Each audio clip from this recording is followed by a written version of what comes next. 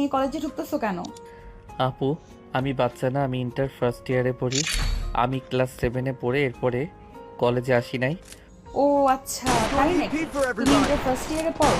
তাহলে আমি কিছু প্রশ্ন করতেছি তোমাকে, প্রশ্নগুলোর উত্তর দাও। যদি উত্তর দিতে পারো তাহলে তোমাকে যেতে দিব, আর যদি না পারো তাহলে তোমাকে এইখানে আমি যা যা বলবো তাই করতে হবে।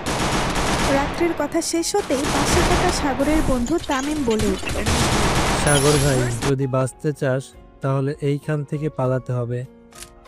আমি শুনেছি কলেজে নতুন কেউ যদি ঢুকে তাহলে সিনিয়র ছেলেমেয়েরা তাদেরকে র্যাগিং করে। এই মেয়েটা মনে হচ্ছে আমাদেরকে র্যাগিং করবে। তোর যদি ভয় লাগে তাহলে তুই এখান থেকে চলে যেতে পারিস। আমি এই মেয়েটার প্রশ্নের উত্তর দিয়ে এরপর যাব।